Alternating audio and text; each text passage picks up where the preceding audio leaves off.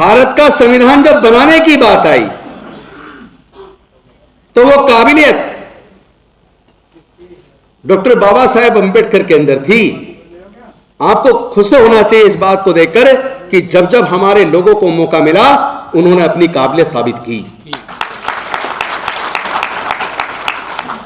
Doctor Baba Saheb Ambedkar ji ने भारत का संविधान लिखा और प्रोफेसर जोगेंद्र नाथ मंडल ने पाकिस्तान का संविधान लिखा। दोनों अपने समाज के। देश में जितने ओलंपिक के पदक आए हैं, कभी उनमें चेक करना कि मेजोरिटी में वो किस वर्ग के लोग हैं जो पदक जीत के लाते हैं। पहले तो ये देखना उनकी एंट्री कितने मुश्किल से होती है। काबिल होने के बावजूद मौका नहीं मिलता। हर जगह कोई ना कोई द्रोणाचार्य बैठा है, अंगूठा काटने के लिए तैयार है। हर खंड काल में हमारे काबिल लोगों का अंगूठा काटा गया। और इससे शर्म की बात क्या होगी? इससे शर्म की बात क्या होगी? जिसने गुरु ने एकलव्य के अंगूठे को काटा, उस जमाने में जातिगत उत्पीड़न किया, उसके नाम पे हमारे देश की सरकार पुरस्कार देती है। इससे शर्म की बात कुछ हो सकती है? अभी आपने घटना देखी होगी चंपावत की, उत्तराखंड की। वहां के स्कूल के अंदर मिड डे मील बनाने के लिए एक भोजन माता की पोस्ट की वैकेंसी निकली। उसमें सुनीता देवी का चयन हुआ। चयन होने के बाद उस स्कूल के अंदर लगभग 59 बच्चे थे, जिसमें से लगभग 40 के आसपास बच्चे जनरल कैटेगरी के थे और 19 बच्चे एससी कैटेगरी के थे। उस स्कूल के बच्चों को यह किसने बता दिया कि ये शेड्यूल कास्ट है, शेड्यूल कास्ट का खाना नहीं खाना चाहिए? उनके मां बाप ने ही तो बताया होगा। उन बच्चों से यह कहलवा दिया कि चूंकि ये खाना बनाने वाली भोजन माता अनुसूचित जाति की है, हम इसके हाथ का खाना नहीं खाएंगे। और जब इसकी कंप्लेंट ऊपर गई, इसके ऊपर जांच बिठाई गई, तो उन बच्चों को समझाने की बजाय और उन बच्चों को भड़काने वालों के खिलाफ कानूनी कार्रवाई करने की बजाय उस अनुसूचित जाति की महिला सुनीता देवी को नौकरी से ही निकाल दिया।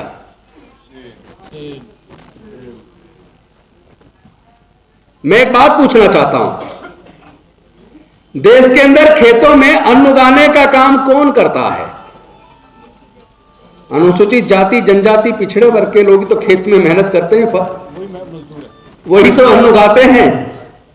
तो क्या आप उनके हाथ से उगाए हुए अन्न को खाना छोड़ देंगे? हमारे देश में जूते कौन बनाता है? क्या आप जूते पहनना बंद कर देंगे?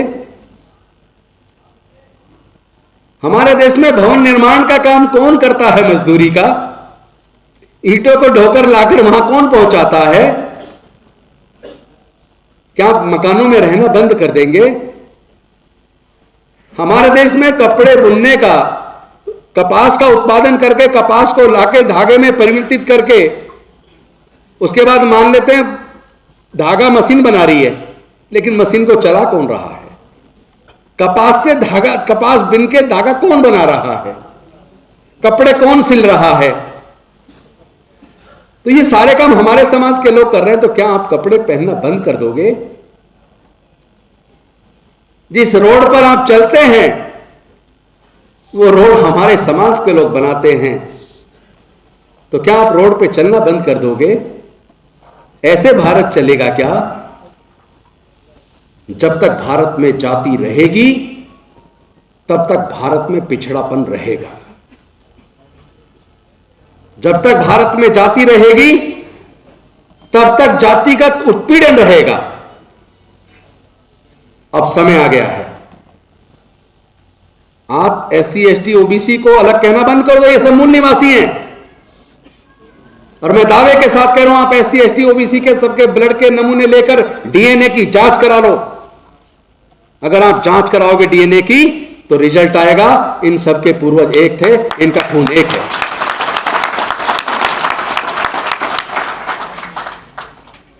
जब इस आरक्षण के मुद्दे पर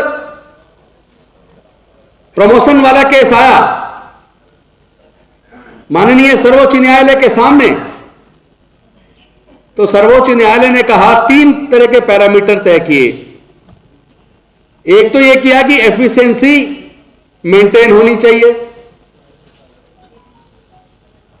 दूसरा तय किया एडिक्वेट रिप्रेजेंटेशन होना चाहिए, लेकिन साथ में तीसरी एक बात यह कह दी कि उसके लिए सरकार की तरफ से डाटा होना चाहिए, और डाटा के लिए सर्वे की जरूरत है, यानी जातिगत जनगणना की जरूरत है। यानी सुप्रीम कोर्ट के माननीय सर्वोच्च न्यायालय कह रहा है कि एडिक्वेट रिप्रेजेंटेशन तो होना चाहिए, सभी को प्रतिनिधित्व मिलना चाहिए, लेकिन इसके लिए जातिगत जनगणना की जरूरत है। यानी नौकरी में किस जाति के कितने लोग हैं, इस बात का डाटा होना चाहिए। यह डाटा कौन देगा, कौन करवाएगा यह सर्वे? सरकार की जिम्मेदारी है, प्राइवेट आदमी करेगा? सरकार की जिम्मेदारी है, लेकिन देश की कोई सरकार यह डाटा आज तक मेंटेन ही नहीं कर रही है, सर्वे कराने को तैयार ही नहीं है।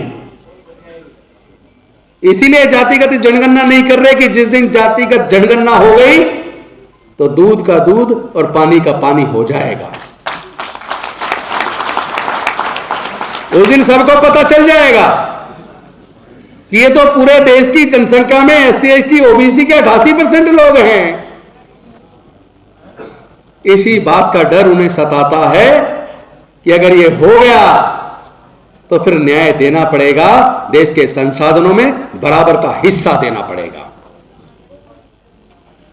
अब वो ये भी नहीं कह सकते कि SC ST OBC में काबिल लोग नहीं है। बेशक से जहां पे डायरेक्ट इंटरव्यू होता है, जहां रिटन टेस्ट नहीं है, जैसे देश के विश्वविद्यालयों में जो असिस्टेंट प्रोफेसर, एसोसिएट प्रोफेसर और प्रोफेसर बनते हैं वो इंटरव्यू से बनते हैं, वहां कोई एग्जाम नहीं है। तो जो इंटरव्यू लेने वाला बोर्ड होता है, जो गवर्निंग बॉडी होती है, वो जिसको चाहती है उसको सेलेक्ट कर लेती है। और अक्सर ज्यादातर जगह पर आपको जान के ताजुब होगा, अब से 5 साल पहले तक 1% भी OBC के लोग देश में प्रोफेसर नहीं थे। 1% भी एसोसिएट प्रोफेसर नहीं थे। जब से रिजर्वेशन लागू हुआ तब से असिस्टेंट प्रोफेसर बनने लगे, कुछ लोग एसोसिएट प्रोफेसर बने, और जो प्रोफेसर की, एसोसिएट प्रोफेसर की वैकेंसी के लिए इंटरव्यू होता है, ज्यादातर जगह पर कह दिया जाता है सुटेबल कैंडिडेट नहीं मिला। एक लाइन ही तो लिखनी है, no efficient candidate find available. कोई भी काबिल कैंडिडेट नहीं मिला, यह कहना ही तो है। जांच कौन करेगा? अभी पीछे आपने देखा होगा JNU में हुआ, ये SC ST को इंटरव्यू में 2 नंबर दिए और उनको बाहर कर दिया, PhD का उनको एडमिशन नहीं दिया। भाई जब काबिलियत आ गई तो अब तुम्हें यह कैसे तय हो कि तुम कह रहे हो कि काबिल आदमी नहीं मिला? पिछले 6 साल का रिकॉर्ड है सिविल सर्विसेज के अंदर, जो रिजल्ट आए उसमें जिन्होंने टॉप किया 6 साल में, पिछले IAS में, सिविल सर्विसेज में पिछले 6 साल में 2 बार अनुसूचित जाति ने टॉप किया, 2 बार अति पिछड़ा वर्ग के कैंडिडेट ने टॉप किया। यानी कि 6 साल में से 4 बार SC ST OBC के बच्चों ने टॉप किया, और उसके बाद आप कहते हैं कि काबिल नहीं है।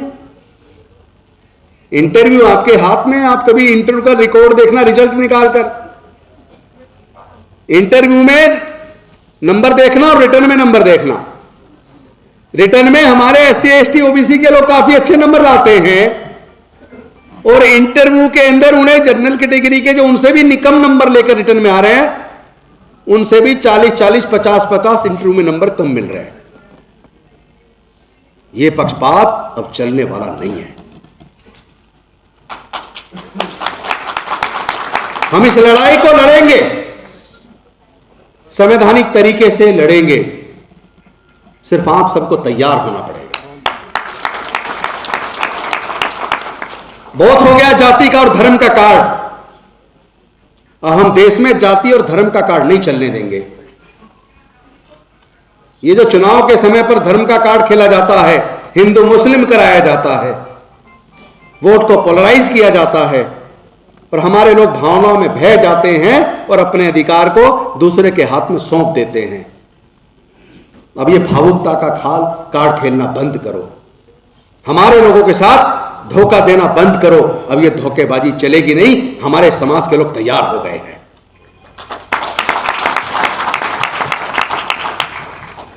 वो समय भी आ गया जब हमें हर क्षेत्र में हिस्सेदारी भागीदारी चाहिए, क्योंकि जब हमारे लोग मेहनत करके टॉप करने लगे,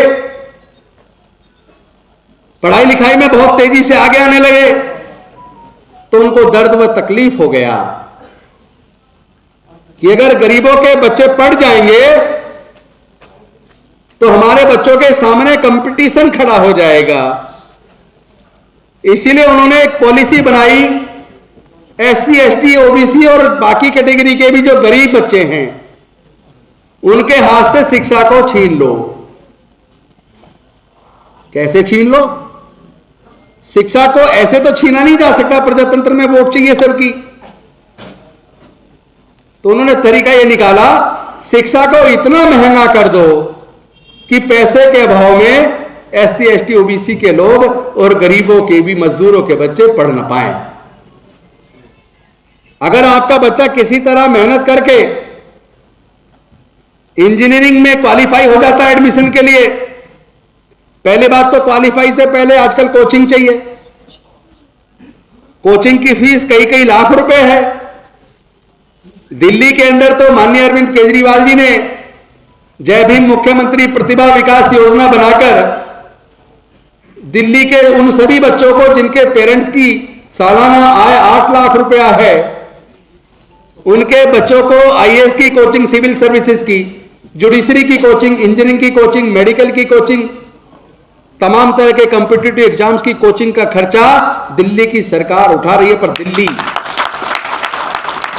दिल्ली देश में छोटा सा है, बाकी पूरे देश में तो ये योजना नहीं चल रही। और आपके बच्चे ने मेहनत करके अगर क्वालिफाई कर भी लिया, आपने कर्ज पानी करके बच्चे को कोचिंग पूरे देश में करा भी दी, तो सरकारी इंजीनियरिंग कॉलेज के अंदर एडमिशन के टाइम पर आजकल 2-2 लाख रुपया फीस जमा करनी पड़ती है। 4 साल का कोर्स है, 8 लाख रुपया एक बच्चे की पढ़ाई के ऊपर। क्या हमारे SC ST OBC के 98% लोग क्या 8 लाख रुपए एक बच्चे की पढ़ाई का जमा कर सकते हैं? नहीं कर सकते ना। इसका मतलब हायर एजुकेशन को हमारे बच्चों से महंगा करके छीना जा रहा है। और केवल हायर एजुकेशन को नहीं, देश में पिछले लगभग 15 सालों में 1.5 लाख से 2.25 लाख के बीच सरकारी स्कूल बंद हो गए। क्या देश में जनसंख्या कम हो रही है? जनसंख्या तो बढ़ रही है। तो फीस तो फिर तो स्कूल सरकारी और ज्यादा खुलने चाहिए थे, लेकिन सरकारी स्कूल बंद हो रहे हैं और लगातार प्राइवेट स्कूल खुल रहे हैं। प्राइवेट स्कूल के अंदर एक बच्चे की फीस का खर्चा, किताबों का खर्चा, वर्दी का खर्चा, ट्यूशन का खर्चा, आने जाने के लिए ट्रांसपोर्ट का खर्चा, ये सारे खर्चे अगर जोड़ लें, एक बच्चे के ऊपर मिडिल लेवल के अच्छे पब्लिक स्कूल में 8 से 10 हजार रुपया महीना खर्च होता है।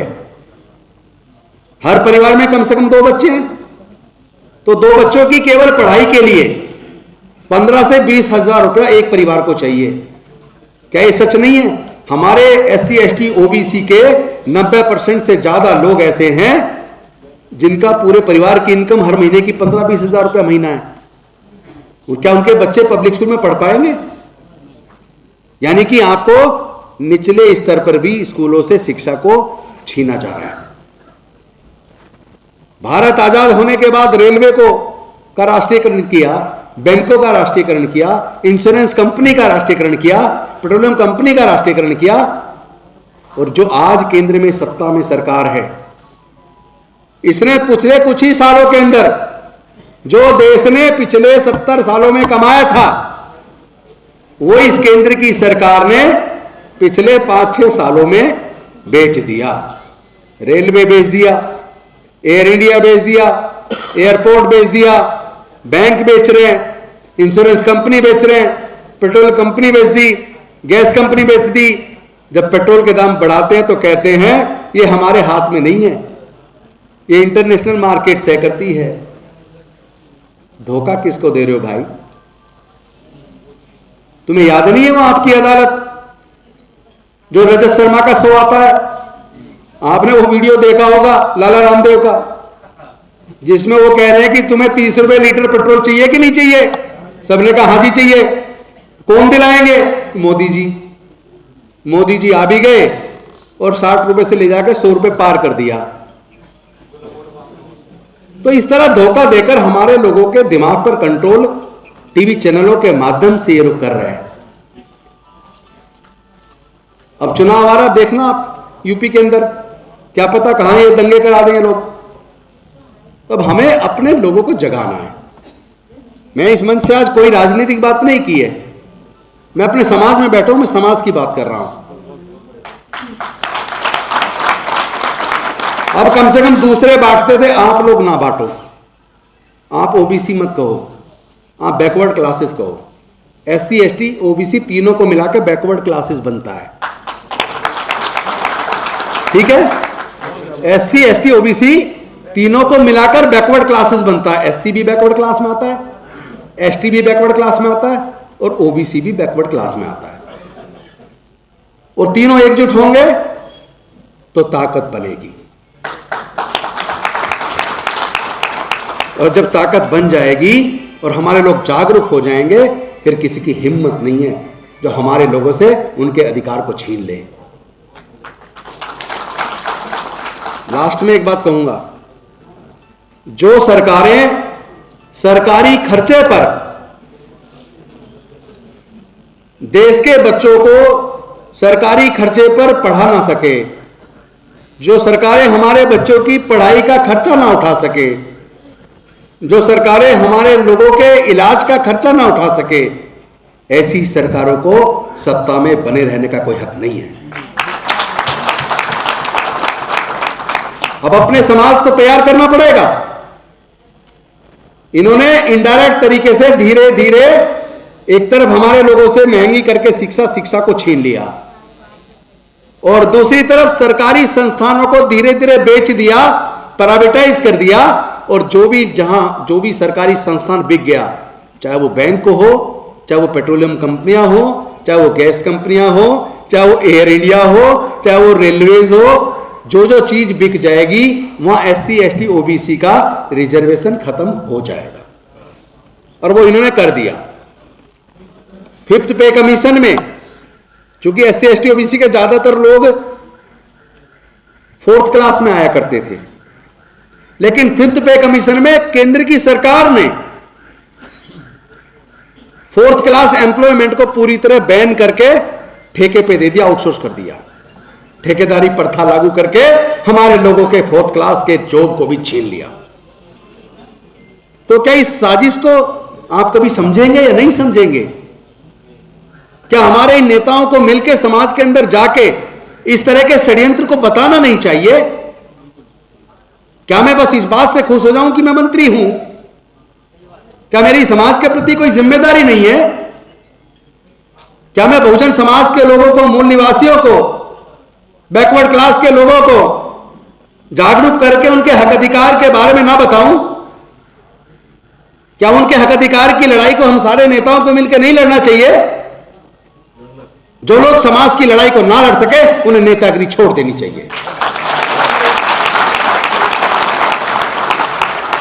जो लोग समाज का नेतृत्व कर रहे हैं जो संसद और विधानसभाओं के अंदर सांसद के रूप में, विधायक के तौर पर और मंत्री के तौर पर एससी एसटी ओबीसी का प्रतिनिधित्व करते हैं, इस बैकवर्ड क्लास का प्रतिनिधित्व करते हैं, लेकिन संसद में जाकर गूंगे बहरे बनकर बैठ जाते हैं, विधानसभाओं में जाकर गूंगे बहरे बनकर बैठ जाते हैं। कि ऐसे लोगों को समाज का नेतृत्व करना चाहिए? कोई हक है उन्हें? तो इस लड़ाई को कौन लड़ेगा? इस लड़ाई को लड़ने के लिए आप तैयार हो जाओ।